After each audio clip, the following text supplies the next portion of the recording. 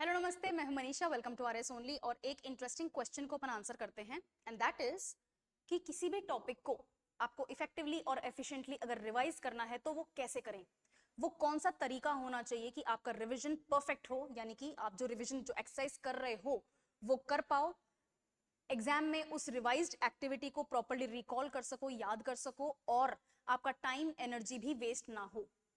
ऐसा रिवीजन सीखेंगे। ठीक है, यहां मैंने वर्ड यूज करे हैं इफेक्टिवली एंड एफिशिएंटली। एफिशिएंटली का मतलब क्या होता है? विदाउट वेस्टिंग टाइम और एनर्जी। एक ऐसी एक्टिविटी करो जिसमें आपका टाइम और एनर्जी वेस्ट ना हो। कंज्यूम तो होगा भाई, टाइम तो लगेगा रिवाइज करने में, तो टाइम तो लगे लेकिन टाइम वेस्ट ना हो, यानी कि जो आप रिवाइज कर रहे हो वो रिवाइज हो जाए। और इफेक्टिवली का मतलब होता है producing results as you want.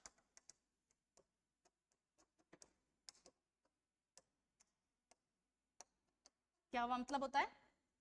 आपको रिजल्ट क्या निकालना है? रिवीजन हो जाए और एग्जाम में जब मैं क्वेश्चन को अटेम्प्ट करूं तो वो रिवाइज करे हुए जो मेरे तरीके थे उनसे मुझे आंसर याद आ जाए।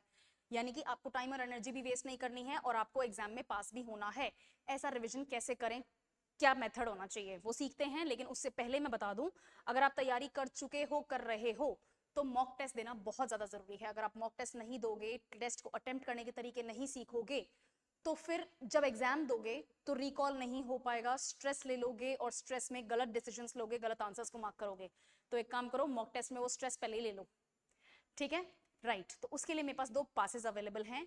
फर्स्ट, सिर्फ प्री को अगर ओरिएंट करके, प्री को फोकस करके अगर प्रैक्टिस करनी है टेस्ट की, then this is good for you. 399 rupees में अनलिमिटेड टेस्ट, सब्जेक्ट टेस्ट भी हैं, मिक्स टेस्ट भी हैं।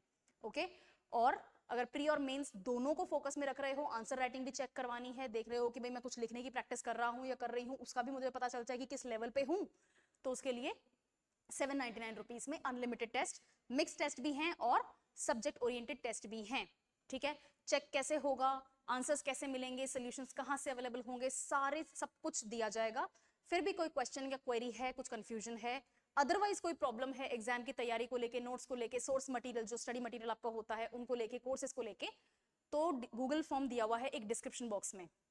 नीचे डिस्क्रिप्शन बॉक्स पे क्लिक करोगे, एक गूगल फॉर्म दिया हुआ है, उसको फिल करो, सबमिट कर दो। फ्री काउंसलिंग होगी आपकी। ओके, टीम खुद कांटेक्ट करेगी और आपके जो क्वेश्चंस हैं उसका आंसर आपको मिल जाएगा। ये नहीं करना तो वहीं पास में एक फोन नंबर भी फ्लैश कर रहा है, उस फोन पे कॉल करोगे, उस नंबर पे कॉल करोगे तो आपको आपकी क्वेरीज का आंसर मिल जाएगा। ठीक है, चलो टॉपिक पे आते हैं और टॉपिक है कि रिवीजन को कैसे करना है। अगर आपने आज तक मेरे वीडियोस देखे हैं तो आपको पता है कि मैंने तीन चीजें हमेशा फोकस में रखी हैं, और वो तीन चीजों में से सबसे पहली चीज तो यही है, दूसरी चीज ये है और तीसरी चीज ये है। ये तीन स्टेप्स आपको किसी भी एग्जाम की प्रिपरेशन में करने ही करने हैं। इनमें से एक भी स्टेप मिस करोगे, प्रिपरेशन आपकी पूरी नहीं हो रही, अधूरी है। इन तीनों स्टेप्स के पहले आपको पढ़ाई करनी है, और पढ़ाई से भी पहले एक काम जरूर करना है, and that is previous years questions का analysis according to the syllabus that is given to you. ठीक है, तो जो भी सिलेबस दिया हुआ है उसके अकॉर्डिंग पहले क्या क्या क्वेश्चंस पूछे जा चुके हैं एग्जाम्स में, उनको स्टडी करोगे, टॉपिक्स को प्रायोरिटाइज करोगे, फिर करोगे पढ़ाई और फिर करोगे शॉर्ट नोट्स बनाने की क्रिया, उसके बाद में करोगे रिवीजन और उसके बाद में करोगे मॉक टेस्ट। यही स्टेप फॉलो करने हैं। इन स्टेप्स को फॉलो करते दौरान मैंने इस बारे में पहले आपसे बात करी हुई है। अगर आप चाहते हो कि मैम डिस्क्रिप्टिव नोट्स भी बना के बताओ, शॉर्ट नोट्स हाथ से बना के दिखाओ कैसे बनते हैं, मैं वो भी करने को तैयार हूं, मुझे कमेंट्स में लिख देना, अपन उसको भी कर लेंगे। ठीक है, लेकिन अभी ये बात करते हैं कि भाई मैंने शॉर्ट नोट्स बताया हुआ है कैसे करने हैं। मॉक टेस्ट मैंने हमेशा बोला है कि भाई टेस्ट सीरीज लो और अपने आप को टेस्ट करो, यस, बट मैम इसका क्या करें, ये कैसे करते हैं? बहुत ही सिंपल सी एक एक्सरसाइज बताती हूँ, और वो इफेक्टिव है, वो बेस्ट है, वो भी कर लोगे तो इनफ है। वो एक्सरसाइज क्या है वो बताते हैं। फॉर एग्जाम्पल, आपने नोट्स बनाए, एक सेकेंड मैं आपको बता ही देती हूँ। आपने नोट्स बनाए, ओ सॉरी, ये आपकी बुक होती है, ऐसे ही फॉर्मेट में होती है, यहाँ कोई फोटो होती है, कोई टेबल होता है, कोई डायग्राम होता है, और इस तरह से डिस्क्रिप्शन लिखा हुआ होता है, और उस डिस्क्रिप्शन को आप इस तरह से चार भागों में डिवाइड करके नोट्स बना लेते हो। यहाँ मैंने पॉलिटी के कॉन्स्टिट्यूशनल एक्ट्स के नोट्स बना के दिखाया है कि भाई 1909 में मॉर्लेमेंटो रिफॉर्म्स थे, उसके कुछ फीचर्स होंगे, तीन चार फीचर्स इंपॉर्टेंट थे, उनके दो दो दो दो वर्ड्स लिखो, और 1/4 पेज में आपने मॉर्लेमेंटो रिफॉर्म्स को कर लिया, जो कि वहां पर एक पेज या सवा पेज में एक्सप्लेन किया हुआ है। फिर आपने लिखा 1919 मॉन्टेग्यू चेम्सफोर्ड रिफॉर्म, फिर आपने लिखा 1935 गवर्नमेंट ऑफ इंडिया एक्ट, फिर आपने लिखा 1947 इंडिया इंडिपेंडेंस एक्ट या फिर इंडिपेंडेंस ऑफ इंडिया एक्ट। ठीक है, इनके 3-4 पॉइंट्स लिख लिए, पढ़ाई कर चुके, नोट्स बना चुके, रिवीजन करते दौरान इसको नहीं पिक करना, सिर्फ उसको पिक करना है। ये पास में होनी चाहिए, रद्दी में मत दे देना, पता चले डोनेट करे आओ, ना ना ना ना, ठीक है। जब तक रिजल्ट नहीं आ जाता, रैंक आपको आपकी मनचाही नहीं आ जाती, तब तक किताबें रखनी है। ओके, ऐसे सरस्वती का अपमान नहीं करना है, विद्या का अपमान नहीं करना है, विद्या अपने पास होनी चाहिए, किताब आपके सामने होनी चाहिए, उस किताब को रेफर नहीं करना है, आपको खोलने हैं अपने शॉर्ट नोट्स, जो आपने A4 शीट्स में शॉर्ट नोट्स बनाए हुए हैं, आपको वही ओपन करने हैं। जब आप शॉर्ट नोट्स खोलते हो और टॉपिक देखते हो 1909 का मॉडल मिंटो रिफॉर्म्स, ओके, इस नोट्स को, इन 4 पॉइंट्स को पढ़ो। जब इन 4 पॉइंट्स को पढ़ते हो, भाई इसको कम्युनल रिवॉर्ड बोला गया है, कम्युनल एक्ट बोला गया है, बंगाल पार्टीशन 1905-1906 के जस्ट बाद में लाया गया था, SC STs को अलग से आइडेंटिफाई किया गया था, यहाँ पर BR अम्बेडकर जी भी बहुत ज्यादा एक्टिव थे, मुस्लिम्स को अलग इलेक्टोरेट का प्रोविजन दिया गया था, इसीलिए इसको कम्युनल एक्ट बोला गया है।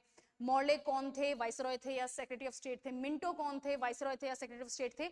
जब आप इस 1/4 पेज के इन 4 पॉइंट्स को पढ़ोगे, ये सारी डिटेल आपके माइंड में आ जानी चाहिए। अगर आपको लगता है कि मैं कुछ भूल रहा हूं या भूल रही हूं, तो पेज खोलोगे आप लक्ष्मीकांत का, जहां पर मॉर्ले मिंटो रिफॉर्म्स लिखे हुए हैं। अगर आप DD बसु पढ़ रहे हो तो वहां से खोलो, मॉर्ले मिंटो रिफॉर्म्स का पेज खोलो और देखो कि आपने कुछ मिस तो नहीं किया। ठीक है, इन सब पॉइंट्स के दौरान जो आपको कहानी याद आई, क्या इस बुक में वही कहानी लिखी हुई है? अगर कुछ भूल गए हो तो उस जो चीज भूल गए हो उसको एक या मैक्सिमम 2 वर्ड्स में यहां पर एक पॉइंट ऐड करके लिख लो। ये होता है आपका फर्स्ट रिवीजन। उस बुक को वापस बंद कर दो, साइड में रख दो। फिर आओ 1919 मॉन्टेग्यू चेम्सफोर्ड रिफॉर्म के ऊपर, सेम एक्सरसाइज जो यहां पर करी थी वो सेम काम यहां पे भी करना है।